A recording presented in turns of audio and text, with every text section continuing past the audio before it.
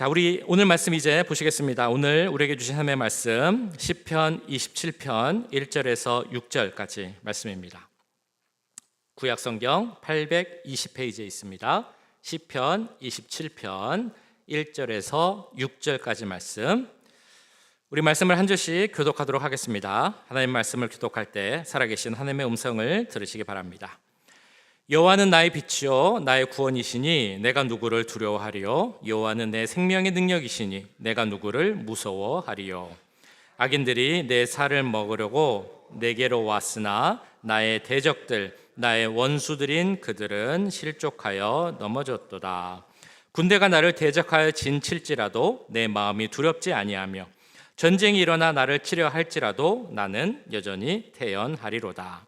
내가 여호와께 바라는 한 가지 일 그것을 구하리니 곧 내가 내 평생에 여호와의 집에 살면서 여호와의 아름다움을 바라보며 그의 성전에서 사모하는 그것이라. 여호와께서 환난 날에 나를 그의 초막 속에 비밀히 지키시고 그의 장막 은밀한 곳에 나를 숨기시며 높은 바위 위에 두시리로다. 이제 내 머리가 나를 둘러싼 내 원수 위에 들리리니 내가 그의 장막에서 즐거운 제사를 드리겠고 노래하며 여호와를 찬송하리로다. 아멘. 제가 군대에 있을 때 그 군대 부대별 찬양 대회가 열렸습니다. 부대별로 대표가 나와서 찬양하는 경연 대회가 열렸습니다. 제가 속해있던 부대에서는 중창단을 만들어서 나가기로 했습니다. 그리고 제가 그 중창단에 뽑혔습니다. 자, 그런데 들려오는 소문에 그 찬양대회에서 상을 받으면 휴가를 보내줄 수 있다, 보내줄 거다라는 그런 소문을 듣게 되었습니다. 군인에게 있어서 가장 중요한 게 뭔지 아십니까? 네, 건빵, 마스터 이런 게 아니고 휴가가 제일 중요합니다. 휴가를 가기 위해서 저희가 열심히 모여서 연습했습니다. 그리고 경연대회에 나가서 찬양을 했는데 저희가 몇 등을 했을까요? 어떻게 하셨어요? 1등을 했습니다. 1등을 하고 이제 와서 표창장을 받았습니다.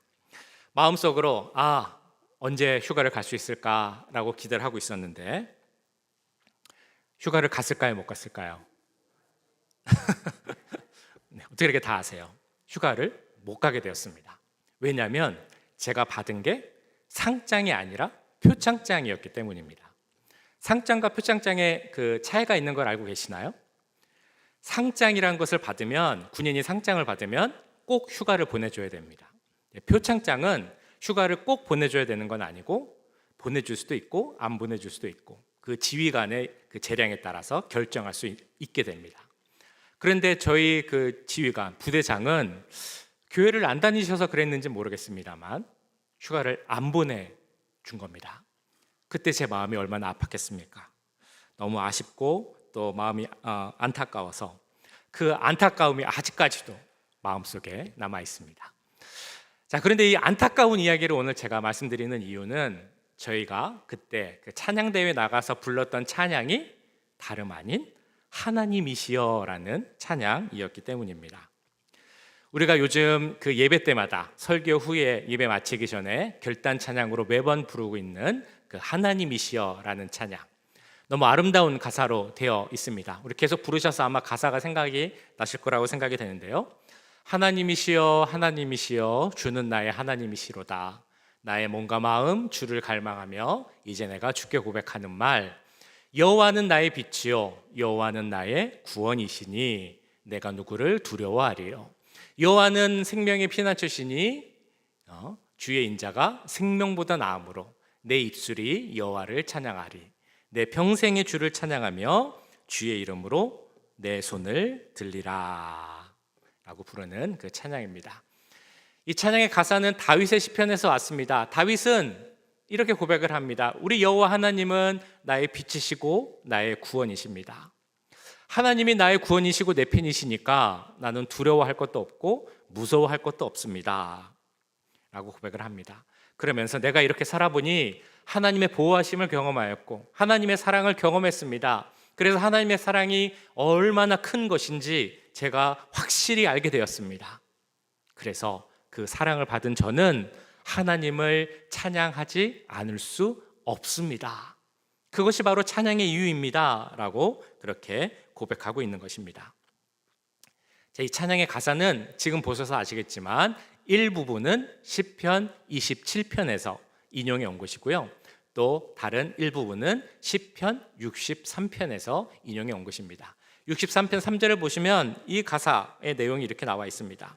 주의 인자가 생명보다 나음으로 내 입술이 여호와를 찬양합니다 라는 그 가사가 시편 63편에서 왔습니다. 자, 그런데 그 가사의 내용이 어떤 건지 좀 잘 이해하시면서 부르셨는지 모르겠습니다. 주의 인자가 생명보다 낫다. 네, 어떤 의미겠습니까? 주의 인자가 생명보다 낫다. 여기서 말하는 인자는 우리가 다른 말로 하면 자비, 하나님의 자비를 의미합니다. 잘 아시는 히브리어 헤세드와 연결되는 그런 단어입니다. 헤세드는 무슨 의미냐면 사랑이란 의미인데요, 특별히 하나님이 우리 인간에게 주시는 크고 지극하신 그 사랑을 의미하는 단어가 바로 헤세드라는 단어입니다. 여기서 말하는 주의 인자는 그 크신 하나님의 사랑이 생명보다 낫다라고 말씀하고 있는 것입니다. 왜 생명이란 말을 썼을까? 생명은 가장 귀한 것을 의미합니다. 우리 사람에게 있어서 가장 중요한 게 무엇입니까? 뭐니 해도 생명이죠. 그러니까 여기서 생명이란 단어를 쓴 이유는 이 세상에서 가장 크고 귀한 것을 나타내기 위해서 생명이란 단어를 썼습니다. 그런데 다윗이 고백하는 것이 무엇이냐? 주의 인자, 즉 하나님의 사랑이 이 세상에 있는 어떤 것보다 더 크고 위대하다라는 것을 나타내는 말이 바로 주의 인자가 생명보다 낫습니다 라는 그 고백을 하고 있는 것입니다. 그렇기 때문에 내가 하나님을 찬양해야 합니다. 또 다른 찬양의 이유가 여기 나타나고 있는 것이죠. 이것이 바로 우리가 드리고 있는, 오늘도 잠시 후에 부를 그 하나님이시여의 가사의 내용입니다.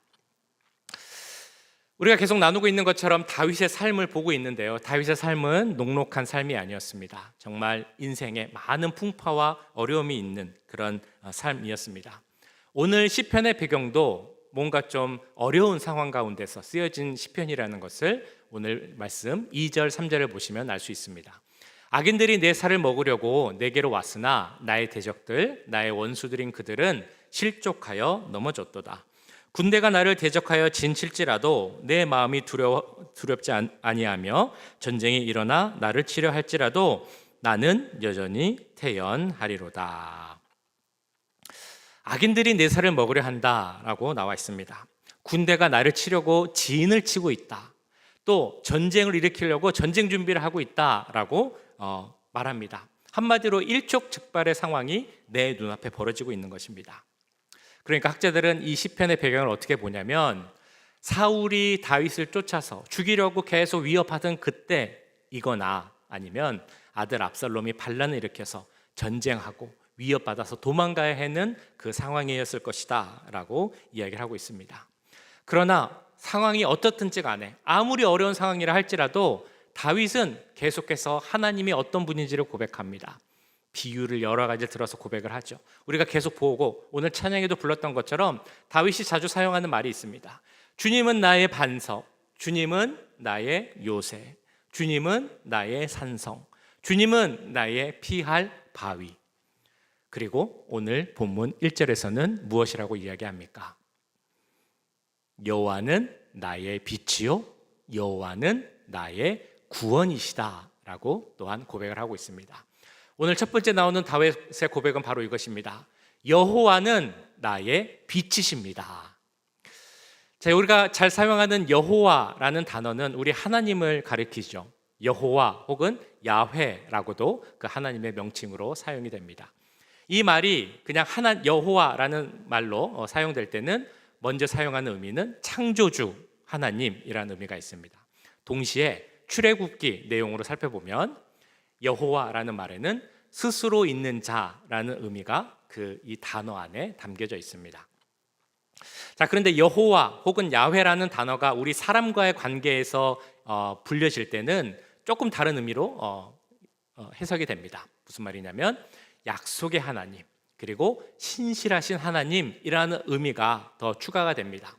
그러니까 다윗이 여호와는 나의 빛이요라고 이렇게 고백했을 때는 그 의미에는 우리 하나님 신실하시고 한번 하신 약속은 절대로 깨지 않으시는, 변하지 않으시는 우리 여호와 하나님이 나의 빛입니다 라는 그런 고백의 의미가 포함되어 있는 것입니다.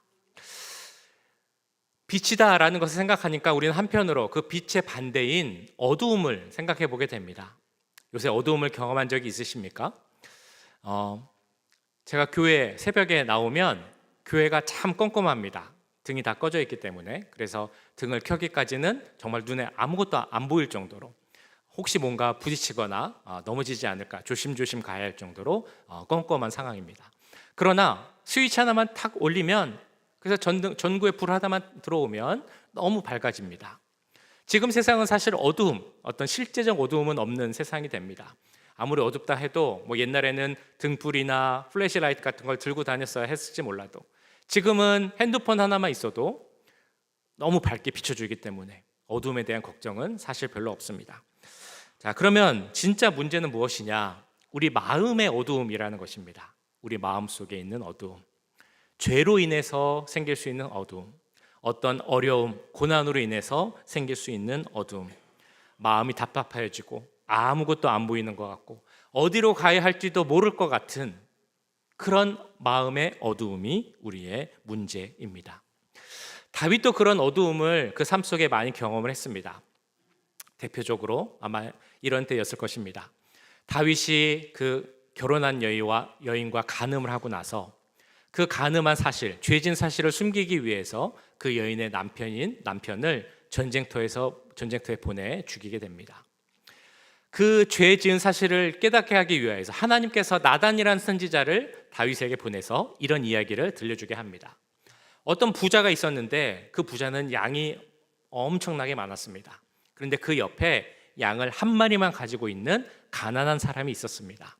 그런데 그 부자한테 손님이 찾아왔는데 이 부자가 손님을 대접하기 위해서 자기가 가지고 있는 양들은 다 그냥 놔두고 이 가난한 자의 양 한 마리를 빼앗아서 그 양으로 손님을 대접했습니다.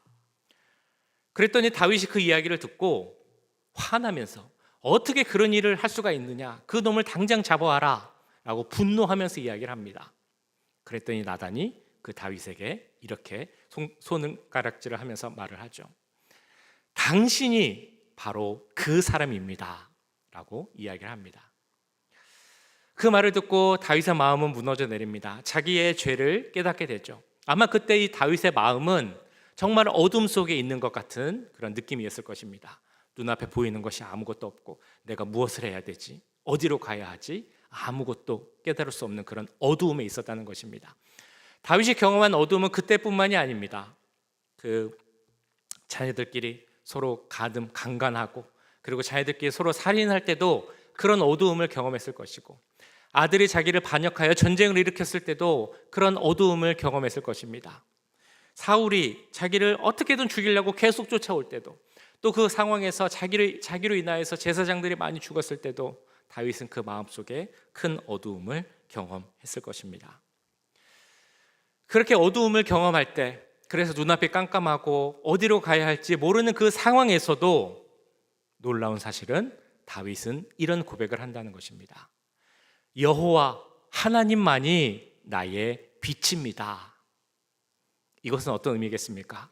내가 경험하고 있는 어두움, 내 마음속에 있는 어두움은 이것을 고쳐주실 분, 이 어두움을 밝혀주실 분은 우리 하나님밖에 없다라는 것을 그가 깨닫고 알고 있었다라는 것입니다. 다윗의 고백처럼 어두움을 몰아내실 분은 빛 대신 하나님밖에 없으심을 믿습니다. 혹시 요즘 삶 가운데 어두움을 경험하고 계십니까? 고난으로 인한 혹은 여러 가지 어려움으로 인한 어두움일 수도 있습니다. 나의 죄로 인한 어두움일 수도 있습니다.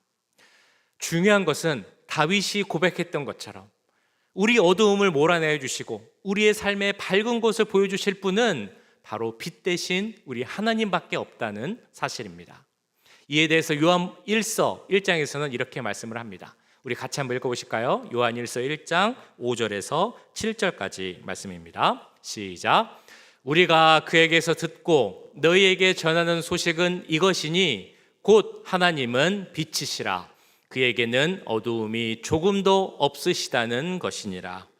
만일 우리가 하나님과 사귐이 있다 하고 어둠에 행하면 거짓말을 하고 진리를 행하지 아니함 이거니와 그가 빛 가운데 계신 것 같이 우리도 빛 가운데 행하면 우리가 서로 사귐이 있고 그 아들 예수의 피가 우리를 모든 죄에서 깨끗하게 하실 것이요. 이 말씀에서 어떤 것을 선포하고 있습니까? 하나님은 빛이시라. 그렇기 때문에 하나님에게는 어두움이 조금도 없다라는 것을 선포하고 있습니다.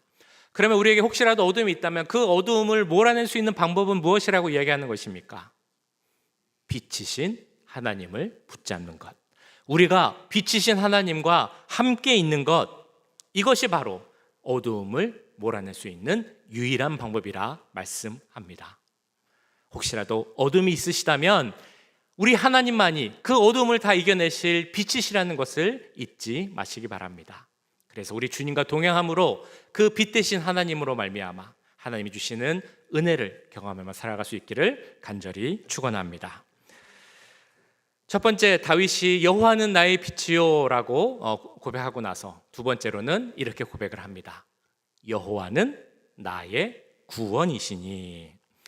여호와는 나의 구원이시다라는 것은 시편에 정말 많이 나옵니다. 대표적으로 시편 62편에서도 이렇게 나오죠.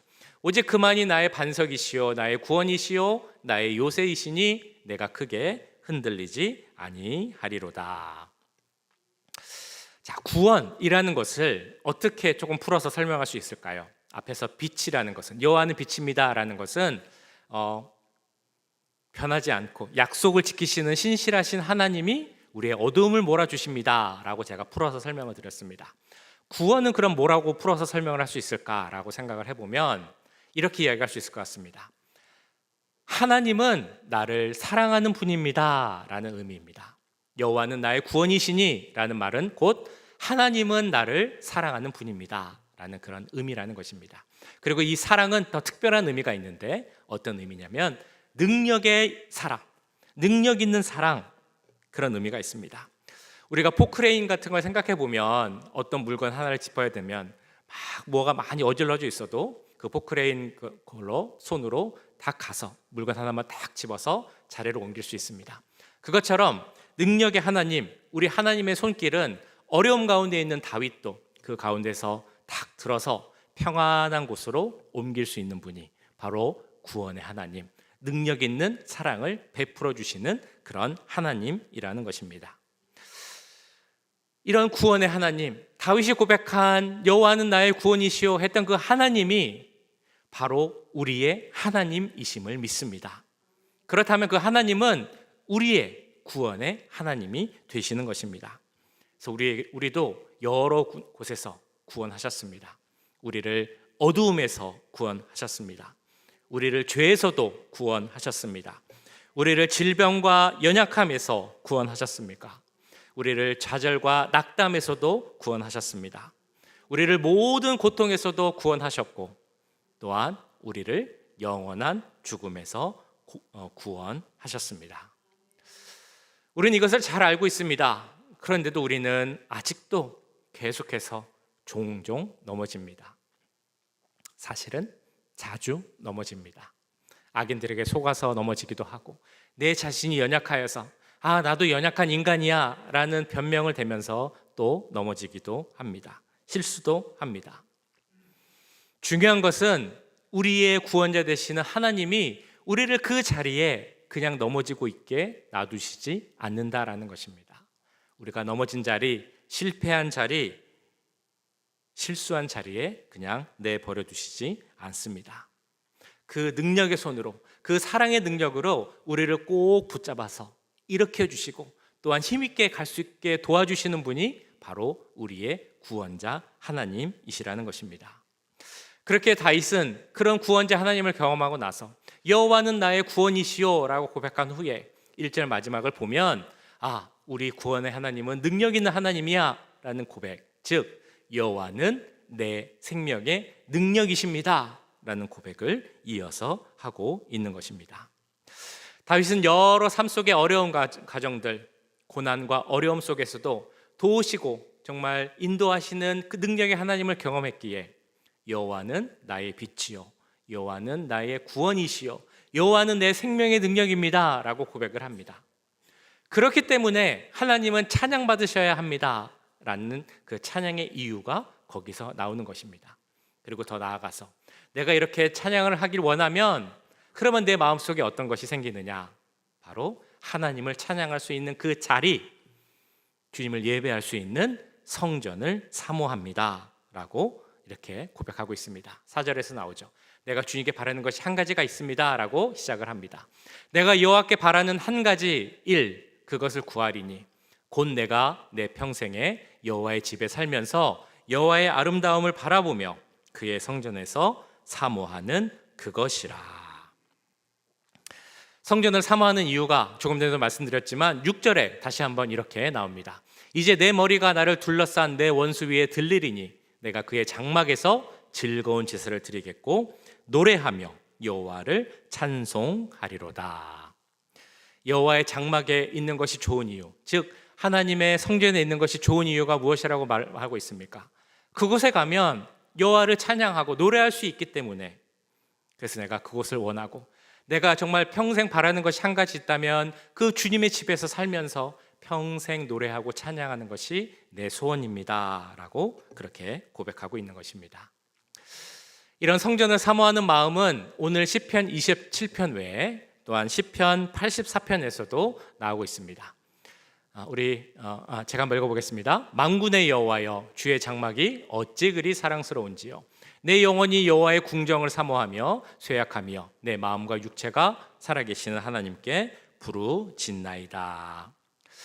시편 84편은 사실 다윗이 지은 시편은 아닙니다. 그렇게 보통 보고 있는데요. 그럼에도 시편을 통해서 강조하는 것이 무엇입니까? 여호와의 궁정, 하나님이 계신 그곳이 너무 사랑스럽고 너무 사모한다. 그 이유가 무엇이냐면 그곳에서는 하나님을 찬양할 수 있기 때문에, 그래서 우리가 정말 성전을 사모한다라고 말씀합니다. 4절에서도 다시 나오죠. 주의 집에 사는 자들은 복이 있나니 그들이 항상 주를 찬송하리로다. 그들은 고백하고 있는 것입니다. 내가 성전을 사랑하고 사모하는데 그 이유는 먼저는 주님을 찬양할 수 있기 때문이다 라고 이야기합니다. 또 이어서 또한 이렇게 이야기합니다. 주님을 주의 성전을 사모하는 이유는 찬양할 수 있기 때문이고, 더불어서 그곳에 하나님의 거룩한 임재, 즉 하나님을 만날 수 있는 곳이기 때문에 내가 성전을 사모한다 라고 말씀합니다. 그래서 그 시편 84편을 보면 이런 고백이 있습니다. 내가 문지기로서 그 주님의 성전에서 하루만 사는 것이 저기 좋은 곳에서 천일을 사는 것보다 훨씬 낫다라고 고백을 하고 있는 것입니다. 우리 10절 말씀인데요, 같이 한번 읽어보실까요? 10절 시작. 주의 궁정에서의 한 날이 다른 곳에서의 첫날보다 나은즉 악인의 장막에 사는 것보다 내 하나님의 성전 문지기로 있는 것이 좋사오니. 얼마나 성전이 좋으면 그 성전에서 문지기로라도 하루만 있는 것이 더 좋습니다 라고 고백을 하고 있는 것입니다. 우리 임마누엘 교회 성도분들은 어떠십니까? 주님의 집, 우리 주님이 계신 이 하나님의 교회, 예배 장소를 사랑하고 사모하는 마음이 있으십니까?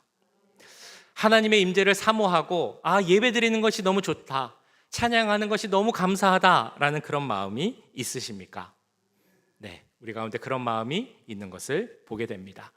우리가 다음 주에 정말 기대하는 것 중에 하나가 추수감사주일 예배 드릴 때 기대하는 것 중에 하나가 우리 성가대, 찬양대가 쓰는 겁니다. 물론 부족한 점도 있습니다. 그러나 우리 연습을 하면서 잘 모르실 수도 있겠지만 몇 주 전부터 예배 후에 계속 연습을 하고 있는데요. 그 연습을 할 때 정말 그 찬양을 사모하며 일주일 동안 이렇게 연습하시는 모습을 보게 됩니다. 그래서 어떤 분들은 찬양하기 위하여서 내가 평소에 삶도 바뀌어야지 그러면서 습관도 바꾸고 찬양을 드리고자 하는 그런 모습도 제가 알고 있습니다. 얼마나 감사한지 우리 가운데 그런 모습이 정말 더 많아지면 좋겠습니다. 그래서 우리가 그렇게 찬양을 드리며 우리 삶 가운데 이런 고백이 나오면 좋을 것 같습니다. 여호와는 나의 빛이요 나의 구원이시니, 이렇게 고백하며 그렇다면 나의 빛되고 구원 되신 하나님의 그 임재를 사모하고 예배드리는 것을 더 사모하기 원합니다 라고 함께 기도하는 우리가 되길 간절히 소원합니다. 자, 그런데 오늘 말씀을 보면 더 놀라운 사실이 하나 있습니다. 더 놀라운 사실, 우리 하나님 정말 큰 은혜를 주시고 사랑을 주셔서 찬양받기 원하시고 찬양받기 합당하시고 영광받기 합당하신 그런 분인데, 오늘 시편 27편을 통해 뭐라고 말씀하시냐면 시편 그 84편을 통해 뭐라고 말씀하시냐면, 하나님을 찬양하기 원하고 제사를 사모하는, 예배를 사모하는 자에게는 그 삶 가운데 복이 있을 것이다 라는 축복의 말씀을 주고 있는 것입니다. 예배하는 것이 당연한 것인데 그 예배하는 자는 복 받을 것이다 라고 이렇게 말씀하고 있습니다. 주께 힘을 얻고 그 마음에 시온의 대로가 있는 자는 복이 있나이다. 시온의 대로가 어떤 곳이냐면 그 거룩한 도성, 그러니까 예루살렘 성전으로 가는 큰 길을 의미합니다. 그 마음에 시온의 대로가 있는 자, 무슨 말이냐면 성전, 하나님이 계신 곳을 사모하고 거기로 가기로 막 원하는 그런 마음을 가진 자, 다시 말하면 하나님의 임재가 있는 곳을 사모하고 예배드리기를 기뻐하는 자, 그들에게는 하나님께서 복을 주실 것이다 라고 축복을 약속하고 있는 것입니다. 그래서 저 말씀으로 된 찬양도 있죠. 주께 힘을 얻고 그 마음에, 이렇게 시작하는 시온에 있는 대로가 있는 자는 축복을 받을 것이다 라는 찬양도 있는 것입니다. 그럼 우리가 복 받기 위해서는 우리 마음속에 무엇이 있어야 한다는 것입니까? 시온의 대로가 있어야 한다라는 것입니다. 우리 마음속에 시온의 대로를 만들 수 있으시겠습니까? 시온의 대로, 하나님이 계신 곳을 사모하고 임재를 사모하고 예배를 기뻐하고 찬양을 기뻐하는 그 마음, 정말 우리는 다 그렇게 되길 원합니다. 아마 다 이렇게 생각하실 것입니다. 목사님, 저 정말 그거 원해요. 정말 하나님 더 사랑하기 원하고 예배하기 원하고 찬양하면서 막 기뻐하기 원해요. 그런데 제 생각처럼 잘 안 돼요 라고 생각하실 수도 있을 것 같습니다. 근데 그거는 몇 명만 그런 것이 아닙니다. 여기 계신 분들, 저를 포함해서 모두가 사실은 그런 어려움이 있습니다. 더 나아가서 다윗도 그런 어려움을 고백했습니다. 그래서 다윗, 우리가 잘 아는 그 믿음의 왕이고 하나님의 마음을 흡족하게 한 사람이지만, 오늘 9절 말씀을 보시면 이렇게 기도하고 있는 것을 보게 됩니다. 주의 얼굴을 내게서 숨기지 마시고 주의 종을 노하여 버리지 마소서. 주는 나의 도움이 되셨나이다. 나의 구원의 하나님이시여 나를 버리지 마시고 떠나지 마소서. 다윗이 기도하면서 걱정하는 것이 무엇입니까? 하나님의 얼굴을 봐야 하는데 혹시 하나님이 그 얼굴을 가리실까 걱정이 된다는 것입니다. 하나님의 얼굴을 가리신다라는 것은 어떤 의미냐면, 내가 죄 때문에 죄를 지을 때, 혹은 내가 하나님을 떠날 때 하나님이 분노하셔서 그 관계를 멀리한다라는 의미가 얼굴을 가린다라는 그런 의미입니다. 다윗도 그것을 걱정하고 있는 것입니다. 나의 삶도 죄가 있고 또한 나의 삶도 실수가 있기 때문에 혹시 하나님이 나에게 얼굴을 가리시지 않을까, 나를 버리고 떠나시지 않을까, 그것을 걱정하면서 주님, 나를 버리지 마시고 떠나지 마옵소서. 주님만이 내 구주시고 내가 의지할 뿐입니다. 이런 기도를 하고 있는 것입니다. 그래서 오늘 말씀 27편을 보시면 크게 두 가지로 구분되어 있는 것을 알 수 있습니다. 하나는 믿음의 고백, 다른 하나는 간구의 기도. 1절에 그 믿음의 고백이 나와 있죠. 여호와는 나의 빛이요 여호와는 나의 구원이십니다. 이거는 다윗이 믿음 가운데 고백하는 것입니다. 근데 4절 이후는 다윗이 그런 고백 가운데서도 계속해서 기도하고 있는 것을 알 수 있습니다. 하나님, 내가 여호와의 집에 사는 자가 되게 해 주옵소서. 여호와의 얼굴을 가리우는 그런 일을 하지 않게 하시고 하나님의 얼굴을 계속 보는 자가 되게 하여 주옵소서 라는 그런 기도를 다윗도 계속해서 하고 있다는 것입니다. 다윗이 그렇게 기도했으면 우리도 끊임없이 계속해서 기도해야 합니다. 어떻게 기도해야 하겠습니까? 하나님, 제 삶에 하나님을 향한 찬양이 넘치게 하옵소서. 하나님의 임재와 거룩한 얼굴을 사모하게 하옵소서. 내 삶의 자리가 예배의 자리가 되게 하시고, 그런 믿음의 삶을 통하여서 나도 다윗처럼 여호와 하나님이 나의 빛이십니다, 여호와 하나님이 나의 구원자이십니다, 그런 믿음의 고백이 계속 나오게 하여 주옵소서. 이런 기도를 해야 한다는 것입니다. 우리 임마누엘 교회 성도분들이 모두가 이렇게 같이 기도하면 좋겠다, 하나님의 얼굴을 보고 그 은혜 가운데 살면 좋겠다라는 생각을 제가 말씀 준비하면서 계속 하다 보니까 민수기 6장 말씀이 생각이 났습니다.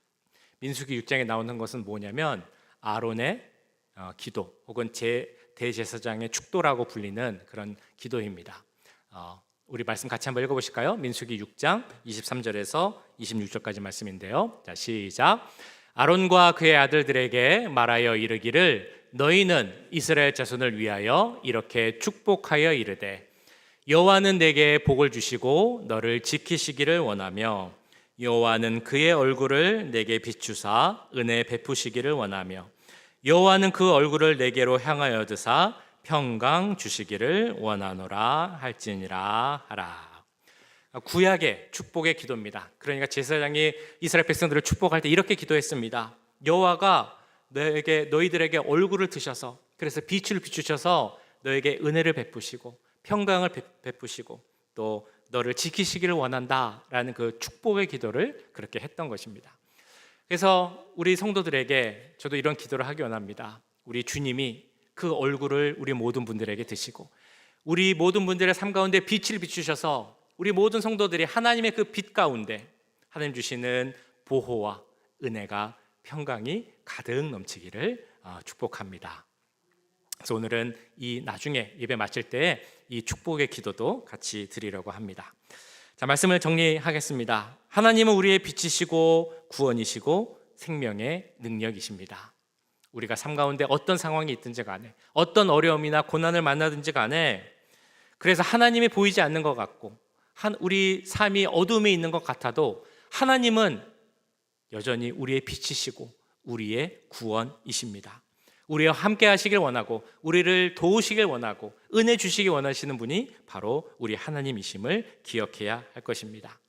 그래서 우리가 삶 가운데, 특별히 이 자리에서 예배 드릴 때 하나님의 임재를 바라볼 뿐 아니라 그 하나님의 얼굴을 바라볼 수 있는 우리 모두가 되길 간절히 소원합니다.